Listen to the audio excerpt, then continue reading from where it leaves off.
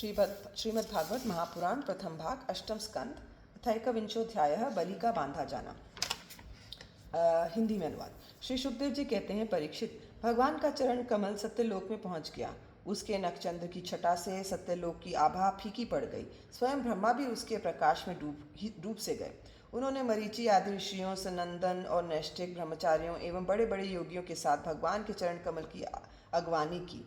वेद, उपवेद, नियम, यम, तर्क, इतिहास, वेदांग और पुराण संहिताएं जो ब्रह्मलोक में मूर्तिमान होकर निवास करते हैं तथा जिन लोगों ने योग रूप वायु से ज्ञानाग्नि को प्रज्वलित करके कर्ममल को भस्म कर डाला है, वे महात्मा सब ने भगवान के चरण की वंदना की। इसी चरण कमल के स्मरण की महिमा से ये सब कर्म के द्वारा प्राप्त न होने योग्य ब्रह्मा जी के धाम में पहुँचे हैं। भगवान ब्रह्मा की कीर्ति बड़ी पवित्र है। वे विष्णु भगवान के नाभि कमल से उत्पन्न हुए हैं। अगवानी करने के बाद उन्होंने स्वयं विश्वरूप भगवान के ऊपर उठे हुए चरण का अर्घ्यपाद्य से पूजन किया, प्रक्षालन किया। पूजा करके बड़े प्रेम और भक्ति से उन्होंने भगवान की स्तुति की। परीक्षित, ब्रह्मा के कमंडलू के वही जल विश्वरूप भगवान के पांव पखारने से पवित्र होने के कारण उन गंगा जी के रूप में परिणत हो गए, जो आकाश मार्ग से पृथ्वी पर गिरकर तीनों लोकों को पवित्र करती हैं। ये गंगा जी क्या हैं? भगवान की मूर्तिमान उज्ज्वल कीर्ति। जब भगवान ने अपने स्वरूप को कुछ छोटा कर लिया, अपनी विभूतियों को कुछ समेट लिया, तब ब्रह्मा आदि लोकपालों ने अपने अनुचरों के साथ बड़े आदर भाव से अपने स्वामी भगवान को अनेकों प्रकार की भेंटें समर्पित की। उन लोगों ने जल, उपहार, माला, दिव्य गंधों से भरे अंगराग, सुगंधित धूप, दीप, खील, अक्षत, फल, अंकुर, भगवान की महिमा और प्रभाव से युक्त स्तोत्र, जय घोष, नृत्य, बाजे गाजे, गान एवं शंख और दुंदुभी शब्दों से भगवान की आराधना की। उस समय ऋक्षराज जाम्बवान मन के समान वेग से दौड़कर सब दिशाओं में भेरी बजा बजाकर भगवान की मंगलमय विजय की घोषणा कर आए। दैत्यों ने देखा कि वामन जी ने 3 पग पृथ्वी मांगने के बहाने सारी पृथ्वी ही छीन ली।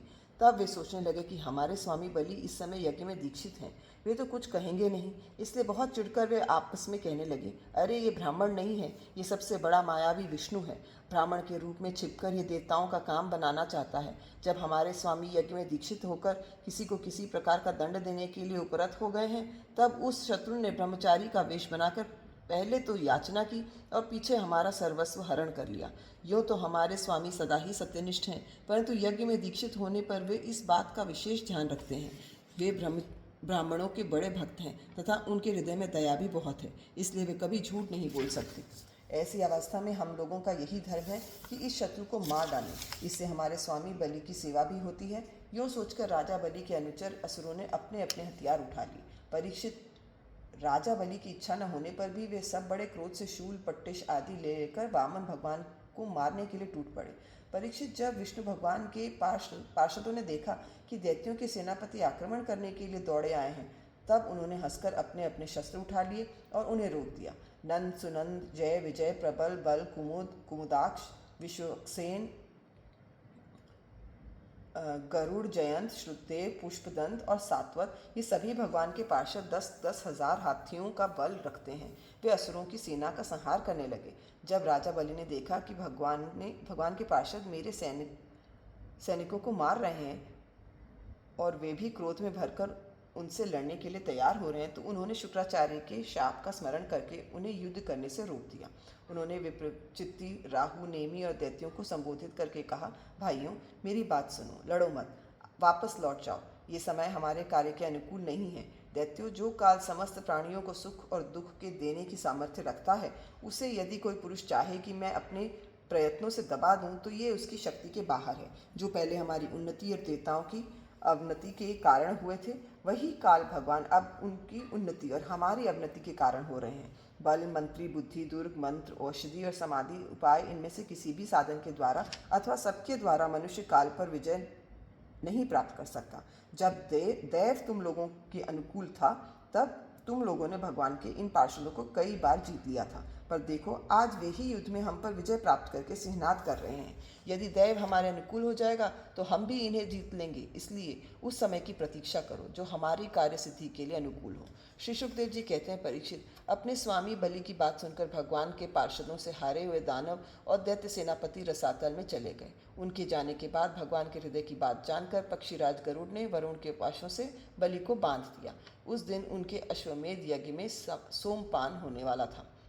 जब सर्वशक्तिमान भगवान विष्णु ने बलि को इस प्रकार बंधवा दिया तब पृथ्वी, आकाश और समस्त दिशाओं से लोग हाय हाय करने लगे। यद्यपि बलि वरुण के पाशों से बंधे हुए थे, उनकी संपत्ति भी उनके हाथों से निकल गई थी, फिर भी उनकी बुद्धि निश्चयात्मिक थी और सब लोग उनके उदार यश का गान कर रहे थे। परीक्षित, उस समय भगवान ने बलि से कहा, असुर, तुमने मुझे पृथ्वी के 3 पग दिए थे। 2 पग में तो मैंने सारी त्रिलोकी नाप ली। अब तीसरा पग पूरा करो। जहाँ तक सूर्य की गर्मी पहुँचती है, जहाँ तक नक्षत्रों और चंद्रमा की किरणें पहुँचती हैं और जहाँ तक बादल जाकर बरसते हैं, वहाँ तक की सारी पृथ्वी तुम्हारे अधिकार में थी। तुम्हारे देखते ही देखते मैंने अपने एक पैर से भूलोक, शरीर से आकाश और दिशाएं एवं दूसरे पैर से स्वर्गलोक नाप लिया। इस प्रकार तुम्हारा सब कुछ मेरा हो चुका है। फिर भी तुमने जो प्रतिज्ञा की थी उसे पूरा न कर सकने के कारण अब तुम्हें नरक में रहना पड़ेगा। तुम्हारे गुरु की तो इस विषय में सम्मति है ही। अब जाओ, तुम नरक में प्रवेश करो। जो याचक को देने की प्रतिज्ञा करके मुकर जाता है और इस प्रकार धोखा देता है, उसके सारे मनोरथ व्यर्थ होते हैं। स्वर्ग की बात तो दूर रही, उसे नरक में गिरना ही पड़ता है। तुम्हें इस बात का बड़ा घमंड था कि मैं बड़ा धनी हूँ। तुमने मुझसे दूंगा ऐसी प्रतिज्ञा करके फिर धोखा दे दिया।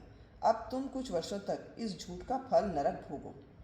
इति श्रीमद्भागवते महापुराणे पारमहंस्यायां संहितायाम् अष्टमस्कन्धे वामन प्रादुर्भावे बलिनिग्रहो नैमाकविंशोऽध्यायः।